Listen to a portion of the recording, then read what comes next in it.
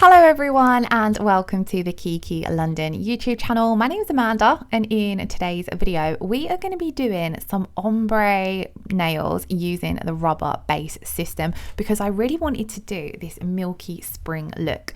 Now when I do a rubber base ombre I do it slightly different to how I do a regular gel polish ombre, so I thought we would take a look at that today. So starting off, because I want these to have a milky effect, I'm actually going to be using two different rubber base coats for this. So I'm going to be using RB01, which is more of a pigmented white rubber base, and I'm going to apply a thin coat of this to all four of the nails. I'm just going to show you guys doing it on two because obviously the steps are the same. Now of course if you was doing this on yourself or a client, you would do all of your prep, and I will leave the latest prep video I've done linked in the description box below because it uses the new K&S tools. So once I would have done all my prep and primer, I would then come in with the rubber base coat, and I really like to scrub and work this into the natural nail plate when I am working on real nails. So I'm doing similar here, really working it in to that nail tip and then floating it over so that we get a nice even finish. And then as you can see, I've done that on all four nails. So we're going to pop these in to cure for 30 seconds. And that's given us a nice milky base to work on top of. Now, as I mentioned, we're going to be doing ombre, but I like to do it slightly differently. So first of all, I'm going to be using four colors from the new Spring Pastels collection because I love that although these are pastel shades, they're still on the brighter side. So they pop really nicely in a milky ombre if you're wanting something that's not too vibrant but still pretty enough for the spring season in with that milky effect. Of course, to do any kind of ombre you're going to need the Kiki London ombre brush. So what I'm going to start off by doing is applying my colour to the tip of the nail, roughly halfway, 3/4 of the way down the nail, and then I'm going to take the very tip of the ombre brush and start blending this back into the cured rubber base coat. Now when the rubber base coat cures, it leaves a tacky inhibition layer, and you are effectively able to blend your gel polish colour into that tacky layer, so it leaves just an ever so slight tack to it, but it's enough there to be able to work that product into it and create a really nice soft blend. So I start off by using the tip of the brush and really gently working that back into that milky rubber base, and then I'll just go sideways to help soften those lines, and then I will leave that to settle. So again, this is a great design if you are working on yourself or a client because you just move on and work on the next nail, and then those lines that you can sometimes put into the gel from your ombre brush, they're going to self level out and you're going to end up with a super smooth, flawless ombre gradient effect. So again, we're going to do that again, and as you can see here, I'm using the very tip of my ombre brush, so I'm using that brush quite differently to how I would when we're doing a gel polish ombre, because usually with a classic gel polish ombre, you're ombreing the two colors together with both the colors wet, where here the rubber color base has already cured. And I find this really easy because you can ombre still the classic way with the rubber base coat, but where it's a thicker consistency to the gel polish, I find it quite tricky, and I find that the end result can look uneven. Where doing it this way, it's a little bit easier, and by combining the rubber base coat that we've popped underneath, so RB01, but then when we do the second layer of our ombre, we're going to use RB09, which is a slightly softer white, so it's really amazing for getting that flawless milky look. Now here we're using Canary Yellow, and this is the brightest shade in this collection, and naturally with the more brighter pigmented colors, they can be a little bit more tricky to ombre. So whenever I experience a color that is a little bit more tricky to blend out, I will just take more time. So I'll start off with quite a light motion, and as you can see here, I'm sort of thinking, oh gosh, it's quite pigmented, so I'm wiping my brush off quite a lot, and I'm just spending a lot more time getting that ombre perfect. Now luckily, because we're going to come over again with that milky white, any imperfections that are in this layer of the blend will be hidden anyway.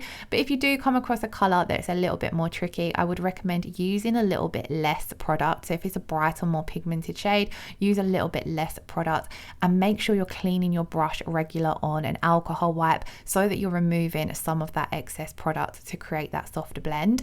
Back to a more easier shade here, we have Peachy Bum.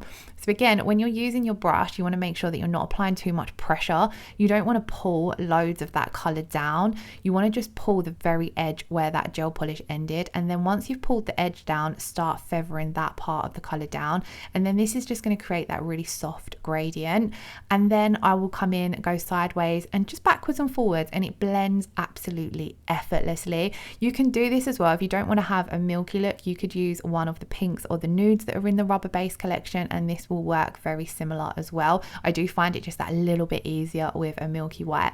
So this is our first layer of our ombre done. So we've done our base coat, and then we've done the first layer of our ombre. So we're going to cure those colors for 30 seconds. And then because I still want the very tips of these colors to really pop, and I want the color to look nice and even, we're going to come in and do a second coat.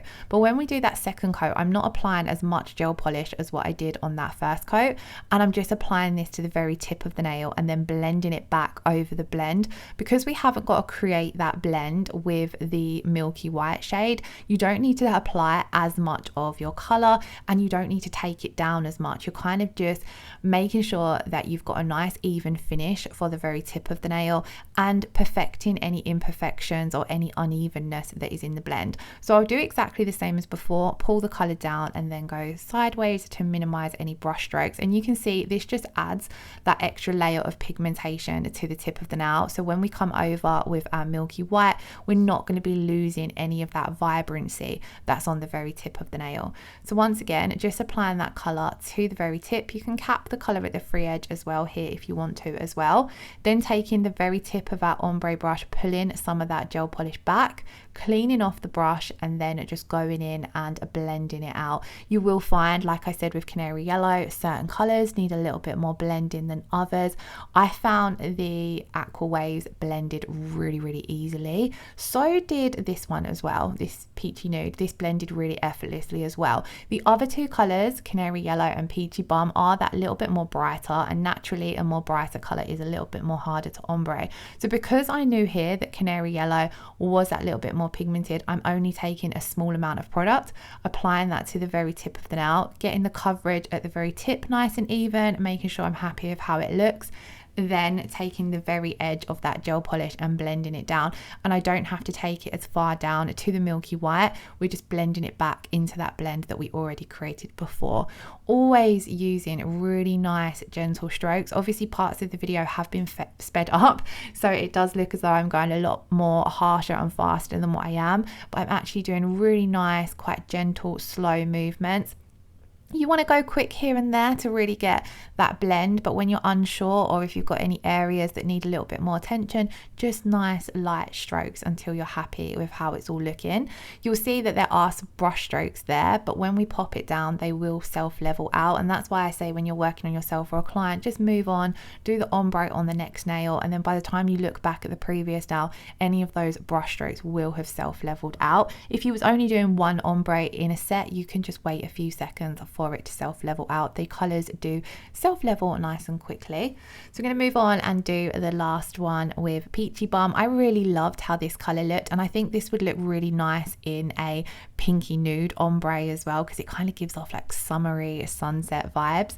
So just taking that very tip of the brush and blending back. And if you do struggle at any point, if you feel as though you've applied too much gel polish, or it's not blending out enough, or the line looks a little bit harsh, a little tip that I like to do is I will add a little bit of alcohol to my ombre brush, and then do the exact same steps that I'm doing here, but with a little bit of alcohol, and it will kind of water down the gel polish a little bit. Or if you've applied too much, you can just wipe it off with a little bit of alcohol to save you having a too harsh line, because that's the thing about ombres, everything needs to look quite soft and subtle. You don't want no harsh lines. So once we've done that second coat of our color, we'll pop that in to cure for 30 seconds, and we're then going to do the next step in our ombre, which is the second coat of white. But rather than doing the second coat with RB01, we're going to do it with RB09, because this is more of a sheer milky white. So although one coat of RB01 is fairly soft, it's still quite pigmented, so it would be a little bit harder to ombre.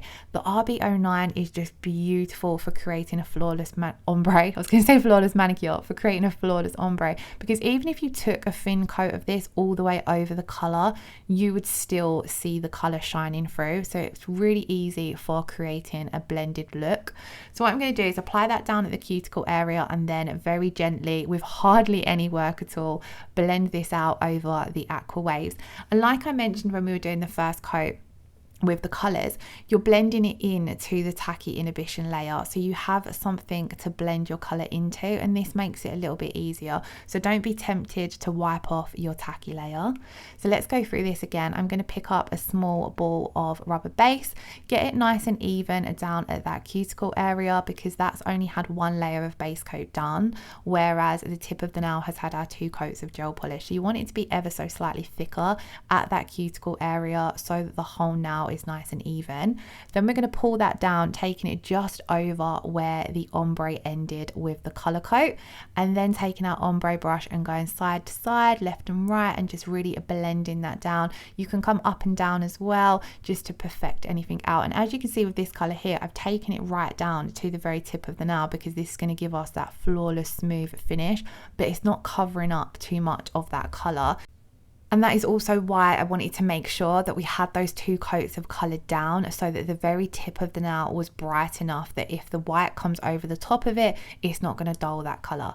So once again, coming in with our RB09, you want to thin this out as you get to that ombre area. So that's why I'm starting down at the cuticle area. It's releasing a lot of that product from the bottle brush, and then we're just gently working it down the nail, but then switching to that ombre brush to blend it out.